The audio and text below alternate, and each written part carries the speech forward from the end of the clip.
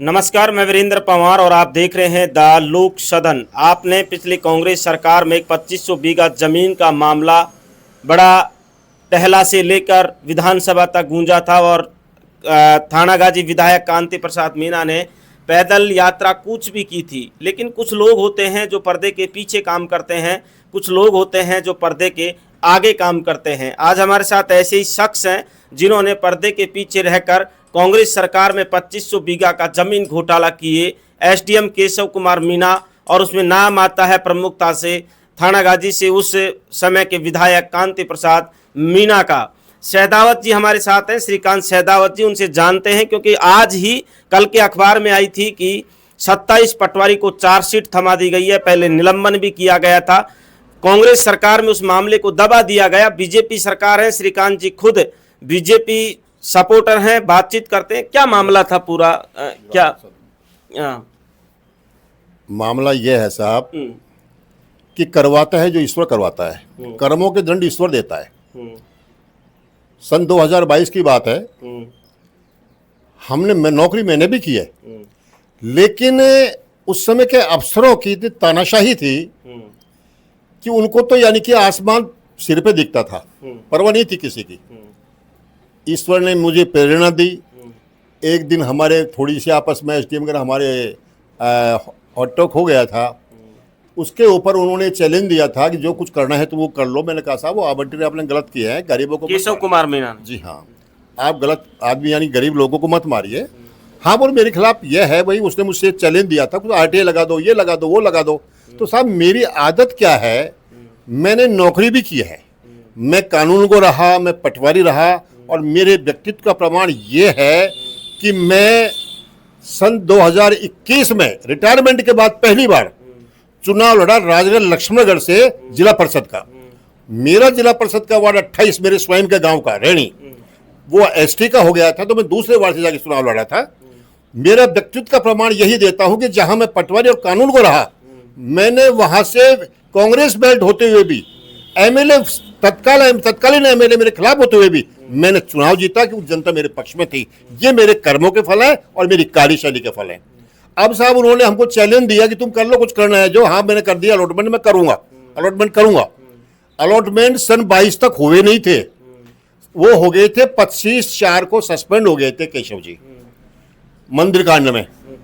यह मंदिर कांड हुआ था राजगढ़ में, हटा दिया गया था। हाँ, तो उसमें क्या नाम से लोग बागों को जब पता चला तो गरीब लोग जो थे वो अपने आप मेरे घर तक पहुंचने लग गए, जिसमें आदरणीय मीणा समाज भी था, गुर्जर समाज भी था, और छोटे मोटे जो अल्पसंख्यक हैं वो भी थे। अब मेरे पास, मैंने उनसे एक बार तो मना कर दिया, मैंने कहा यार रहने दो यार, मुझे क्या मतलब है यार।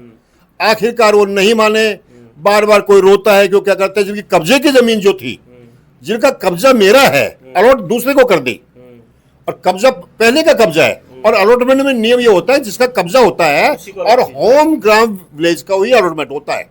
तो आखिरकार आने लगे, हमने साहब आरटीआई लगाई, आरटीआई हमको नहीं दी गई, 3 एसडीएम बदल गए, फिर आरटीआई दी गई। ओम प्रकाश जी मीणा एसडीएम आए थे यहाँ पर, उन्होंने आरटीआई दी कि सूचनाएं विस्तृत हैं, ये नहीं दी जा सकती। हमारे कलेक्टर साहब थे जितेंद्र सोनी जी, क्या गजब के कलेक्टर थे, भगवान ऐसा जनसेवक सबको कोई दे। उनके साथ मैं पहुंचा, उनसे निवेदन किया, तो उन्होंने मुझसे पूछा क्या बातें हैं, तो मैंने उनको सारी बातें बताई। साहब मुझे यह है। तो जो लोक सूचना अधिकारी फर्स्ट होता है वो एडीएम सेकंड में थी, उन्होंने भी सपोर्ट नहीं किया और उन्होंने भी उसको सही बता दिया मेरी आरटीआई को। उसके बाद मैं सूचना आयोग पहुंचा, सूचना आयोग से मैंने क्या नाम से वो केस लड़ा। एक बात और बताऊं आपको, अलॉटमेंट में जब ये सस्पेंड हो गए थे तो इस अलॉटमेंट के, गत अलॉटमेंट के मिशन को पूरा करने के लिए राजनीतिक प्रभाव से केशव जी के बड़े भाई हेमंत जी को टेला में तहसीलदार लगा दिया गया। जांच चल रही थी, उसके बावजूद भी टोडा जयसिंहपुरा हो, चाहे क्या नाम से तिलवाड़ हो, वहां अनऑफिशियली, अनऑथराइज वो लोग कब्जा देने पहुंच गए। जब लोगों को पता है कि इस पर केस चल रहा है, जांच चल रही है, तो लोग जागरूक हो गए। लोगों ने लठपट लेके भागे थे, वो लोग वहां से भाग भूग गए। अब साहब उसमें हम डोले, बार बार डोले। मैं chief secretary madam Usha madam से भी मिला था, टी रविकांत जी से मिला था, उन्होंने जांच भी की थी। तट साहब सोनी जी से बार बार मैंने रिक्वेस्ट की, मैंने कि साहब आप पर राजनीतिक दबाव आएगा। क्यों? कि उसमें वाकई में बहुत बड़े लोगों का अलॉटमेंट थी। लेकिन लोग ऐसा कहते हैं कि जो जमीन 2500 बीघा अलॉट की गई थी उसमें कुछ ऐसे लोग हैं जिनकी वास्तविक जमीन अलॉट हुई थी, वर्षों से उस वहाँ कब्जा था, रह रहे थे। सवाल सुन लीजिए, वो लोग ऐसा कह रहे हैं कि हमारी जो वास्तविक जमीन है उसको हमारे अलॉट कर लीजिए, जो गलत किया है उसको निरस्त कर दीजिए। साहब ऐसा है कि ये तो गलत तो सारी ही है। कलेक्टर साहब जितेंद्र सोनी जी ने जांच कमेटी बैठा दी और बाकायदा जांच कमेटी बैठा के, और प्रत्येक 803 जो आवंटित थे उनको क्या नाम से प्रत्येक को नोटिस दिया गया और 15 दिवस का टाइम दिया कि भाई अपने डॉक्यूमेंट पेश करो। ऐसा नहीं है कि वैसे कर दिया हो, जांच बैठाई, मौका दिया लोटियों को। कमेटी बनाई थी जितेंद्र सोनी, कमेटी बनाई थी और उसके बाद में सबको नोटिस दिया गया, सबसे जवाब मांगे गए। कुल मिला के बात यह हुई कि आप एक भी आवंटन का नियम अनुसार पालन नहीं हुआ। इसमें कई नियम होते हैं। यह है कि सम्मत 2011-12 की जबंदी भी देखते हैं, पुरानी रिकॉर्ड भी देखते हैं, ये भी देखते हैं, 91 की जो खसरा परिवर्तन शुरू होता है उसको भी देखते हैं। कुछ नहीं देखा, डायरेक्ट जमीन नाम कर दी। डायरेक्ट कोई रिकॉर्ड ही नहीं लिया साहब। उनको तो जो करनी थी ना, इसमें दिल्ली के लोगों का अलॉट है, डमी कैंडिडेटों के नाम, इसमें होटल वालों का अलॉट है, पटवारियों के नाम जमीन है। पटवारियों को भी साहब पूछो बस साहब, नौकरी तो मैंने भी की है, लेकिन आजकल साहब 20-20, 25-25 बीघे के फार्म बना लिए। कई पटवारी मैं ऐसे जानता हूं जो टहला उसमें है, हल्के में, वो तहसील में जो थार लेके घूमते हैं 25-25 लाख की। पटवारी की नौकरी में कितना पे ग्रेड होता है? 18-2200 होता है शायद, 2200 है कितना सा? वो तो क्या कहो साहब, मैं नहीं कह सकता इन बातों को। थार से घूमते हैं, मेरे पास तो एक 13 लाख की गाड़ी नेक्सॉन, ये जो भी क्या नाम से लोन पर है, ये लगा लो। नहीं, मेरे पास में 200 बीघा जमीन है साहब, मेरे नौकरी करने वाले भी है, मेरे पेट्रोल पंप भी है, लेकिन मैं रियल में उनकी जैसी गाड़ी लेकर नहीं घूम सकता। ये लगा लो आप। थार अफोर्ड कर रहे हैं? अजी थार नहीं, 2-2 गाड़ियां हैं लोगों के पास, 2-2 गाड़ियां हैं साहब। मैं कहता हूं कम से कम 100-150 करोड़ की तो लेन देन है। अभी जो चार्जशीट दी है कल 27 पटवारियों को, इस पे आपका क्या कहना है? क्या चार्जशीट क्या होती है, पब्लिक को ये बता दीजिए, क्योंकि कल से असमंजस में है कि पहले निलंबन कर दिया था, अब चार्जशीट दे दी, चार्जशीट पेश करेंगे कि नहीं करेंगे, क्या होगा क्या नहीं होगा?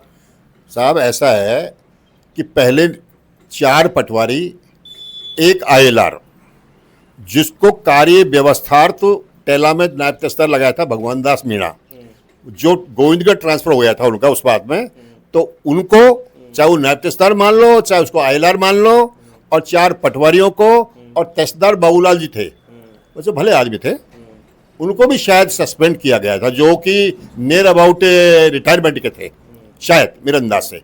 लेकिन वो रिएस्टेड हो गए, क्योंकि कांग्रेस राज में तो साहब आप पूछो मत। अभी प्रकरण चल रहे हैं, चाहे एसआई की भर्ती हो, चाहे आरएस की भर्ती हो, चाहे कोई सी भर्ती हो, यहाँ तक कि लोग कह रहे हैं, क्या नाम से, अब लोग जो कह रहे हैं नेता लोग कि भाई ये तो यदि इस तरह कांग्रेस सरकार आ गई तो चपरासी के पेपर भी बिकेंगे।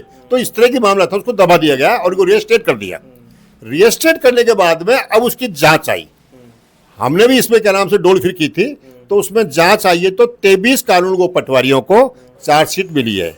ये भी 23 को मिली है साहब, 23 को मिली है, उसमें नाम आया पेपर में। तो उस चार्जशीट का मतलब होता है दोष पत्र, इन पर दोषारोपण कर दिया गया है। हाँ, कि तुम इसमें फाल्ट हो, तुमने गलत काम किया है, नियम विरुद्ध काम किया है, उसको चार्जशीट कहते हैं। उस चार्जशीट के आधार पर डिपार्टमेंटल इंक्वायरी चलती है।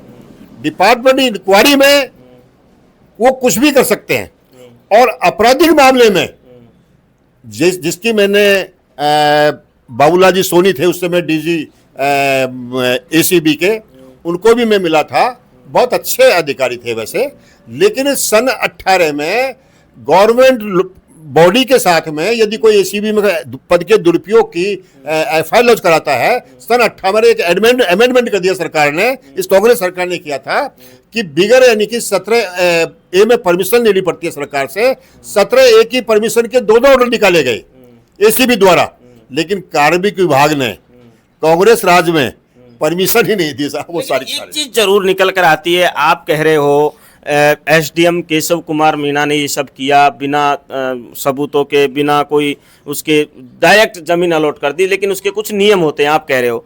लेकिन एक बात बताइए कि बिना राजनीतिक संरक्षण के एसडीएम की इतनी कहाँ हिम्मत है कि वो इतना बड़ा कदम उठा दे, 2500 बीघा जमीन ऐसे ही नाम कर दे लोगों के। तो क्या विधायक कांति प्रसाद मीणा का, या यूं कहें कि कांग्रेस सपोर्टर उस समय तत्कालीन विधायक थे कांति प्रसाद मीणा, उनका कितना रोल रहा इसमें? साहब रोल की बात बताऊं मैं आपको, यदि इसकी डीपली जांच हो, ईमानदारी से जांच करवाई जाए, प्रशासन गांव के संग अभियान होता है, उनको अधिकारियों को स्पेशल पावर दी जाती है, वो पावर्स का टाइम निकल गया, उसके बाद में अलॉटमेंट की गई। मैंने उषा शर्मा जी से कहा था कि साहब ये आवंटन जो है वो सस्पेंशन के बाद किए गए हैं। उन्होंने कहा आप ये कैसे कह सकते हो? हमने कि साहब अब 15-20 आदमी आपके सामने खड़े हैं, हम आपको एफिडेविट दे देंगे, हमको जेल भेज देना आप। तो मैंने उनको बताया, इन्होंने एसडीएम साहब ने, तत्कालीन एसडीएम राजगढ़ जो थे, उन्होंने, मेरे याद है, वैसे मेरे पास कागज तो आज नहीं है, लेकिन लेटर नंबर 7493 दिनांक 4/4/22 फॉरवर्डिंग लेटर था वो, जिसमें लिखा हुआ था कि 700 निवासी आवंटन आदेश इसके साथ में, इस आदेश के साथ में संलग्न करके वास्ते अनुपालना भिजवाए जा रहे हैं, इनकी पालना कर, मौके पर कब्जा कर दिलवाकर और म्यूटेशन दर्ज किए जाए। और नीचे नोट, संलग्न 2 आवंटन आदेश। लेकिन मैं जो सवाल पूछना चाह रहा हूं उसका आप जवाब नहीं दे रहे कि कांति प्रसाद, राजनीतिक संरक्षण के बिना कोई एसडीएम की इतनी हिम्मत कहां से आ सकती है कि एक एसडीएम बिना राजनीतिक पावर के, बिना राजनीतिक संरक्षण के, क्योंकि जो ब्यूरोक्रेसी है वो सत्ता की जेब में होती है। और उस समय कांति प्रसाद मीणा जी तो गहलोत के बड़े प्रिय थे, क्योंकि गहलोत और पायलट का बड़ा वो चल रहा था। तो ये बताइए मेरे साहब, मैं वही बताने जा रहा हूं, लेकिन किसी बात को पूरी बात बताने के लिए यदि कोई आदमी, कोई लड़का है, नोटबुक से पढ़ता है, यदि कोई तोड़ मरोड़ के प्रश्न आ गया परीक्षा में तो जवाब नहीं दे सकेगा, और यदि किताब से पढ़ेगा तो जवाब दे देगा। तो मैं किताब बता रहा हूं आपको। अच्छा। हाँ, यानी कि 4/4/22 को उन्होंने लेटर निकाला तहसीलदार टेला को और तहसीलदार राजगढ़ को। तहसीलदार राजगढ़ को निकाला 14 आवंटनों का, और तहसीलदार टेला को निकाला 725 निवासी आवंटनों का। उसमें अनुपालना की लिखी गई। 4/4 को ही वो लेटर टीडीआर टेला एंड राजगढ़ को मिल गया, सेम डे। अब उसमें 4/5 को वो क्रम संख्या 88 है, शायद 88 पर तहसील के रिसिप्ट रजिस्टर में चढ़ा। 1 महीने बाद मैंने उषा मैडम से भी कहा, कल साहब से भी कहा कि साहब 1 महीने तक कहा रहा लेटर, ये बताइए आप। उसके बाद में 4/5 को चढ़ने के बाद में तहसीलदार ने आर्य बाबू को 6/5 को मार्क किया है। आर्य बाबू 6/5 को क्या लिखता है कि इसके साथ में, फॉरवर्डिंग लेटर के साथ में आवंटन आदेश संलग्न ही नहीं है। जब मैंने चीफ सेक्रेटरी महोदय से भी कहा, मैंने कलेक्टर साहब से भी कहा कि साहब 6/5 को आवंटन आदेश संलग्न नहीं है, तो मैंने वो अलॉटमेंट की भी कॉपी निकलवाई थी 5 से 10 आदमियों की, वो 3 मार्च को किए हुए थे। तो मेरे की ये कहां से आ गए? जब 6/5 को इसके साथ में आदेश ही नहीं है, तो 3 मार्च के आवंटन आदेश कहां से आ गए? इट मीन्स वो बैकडेट में किए गए हैं। अब इसके बारे में जो कांति जी आप जो पूछ रहे हैं मेरे साहब के बारे में, तो वो 8/4 को हो सकता है एसडीएम की, एमएलए की बातचीत इस बारे में न हुई। उन्होंने ये सोचा होगा क्या होगा, जो कर देंगे, जो फाइनल है, कोई करने वाला क्या है। लेकिन ईश्वर तो देखते हैं, सबको कर्म फल तो मिलते हैं साहब। तो 4/4 को आदेश निकालने के बाद 8/4 को कांति जी ने, एमएलए साहब ने एक लेटर दिया एसडीएम को, राजगढ़ को। उसमें लिखा है कि मेरे समक्ष ही पट्टे वितरण किए जाएं, जबकि 4/4 को एसडीएम लिख चुका है, 4/4/22 को एसडीएम लिख चुका है कि क्या नाम से पट्टे जारी कर दिए गए हैं, संलग्न है, म्यूटेशन दर्ज किया जाए। इधर 8/4 को 4 दिन बाद एमएलए ये कह रहा है कि पट्टे का वितरण मेरे सामने किया जाए। इट मीन्स पहली बात तो वो कौन होते हैं लेटर देने वाले? एसडीएम का आदेश नहीं दे सकते। तो कुल मिला के बात ये ऐसा मिली भगत तो थी।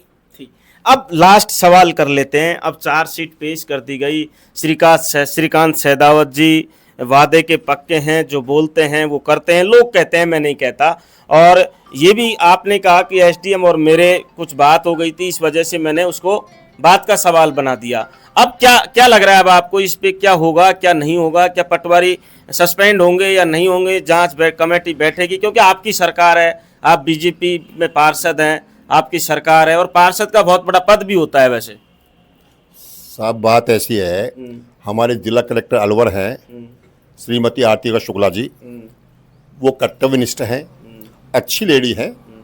तो हमको उनसे पूरी उम्मीद है कि जिनके लिए उनको टाइटल है सस्पेंड करने का, खिलाफ कार्रवाई करने का, वो तो कल साफ करेंगे, जैसे पटवारी हैं, आईएलआर है, बाकी तहसीलदार हैं, एसडीएम हैं।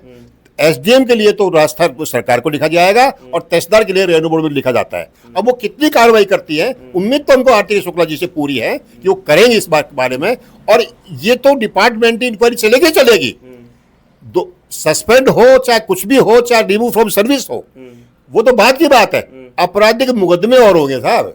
अच्छा, हाँ, उसमें क्या है कि एसओजी में भी इसकी इंक्वायरी चल रही है, जो दबा दी गई थी। हम खुद वीके सिंह जी को दे के आए थे वहां पर एप्लीकेशन, कुछ 20-50 आदमी थे हम लोग। एसीबी में हमने बीएल सोनी जी को दिया था। 17 की परमिशन आज तक नहीं दी गई है। अब इस बीजेपी सरकार है, वो जरूर क्या नाम से ऐसे गलत कामों को वापिस उखाड़ रही है और जांच करवा रही है। तो हमको उम्मीद है कि हमारी जो सरकार है उसमें किसी की जांच करवाएगी, 17 की परमिशन देगी, और परमिशन एसीबी में परमिशन दी गई तो उसके बाल की खाल निकाली जाएगी। सब कुछ दूध का दूध और पानी का पानी हो जाएगा। ये श्रीकांत शेखावत जी थे। मैंने पहले भी कहा था कि कुछ लोग पर्दे के पीछे काम करते हैं, कुछ लोग पर्दे के आगे काम करते हैं। इन्होंने 2500 बीघा जमीन का जो पूरा मामला था उसको पटल पर लाकर और लोगों के सामने लाकर रखा। एसडीएम की करतूत को, उन पटवारियों की करतूत को, जो थार से घूमते हैं, 2-2 गाड़ी रखते हैं, कहाँ से अफोर्ड करते हैं ये तो ईश्वर जाने, क्योंकि पटवारी की तनख्वाह कितनी होती है आपको भी पता है। नमस्कार, मैं वीरेंद्र पंवार और आप देख रहे हैं द लोक सदन।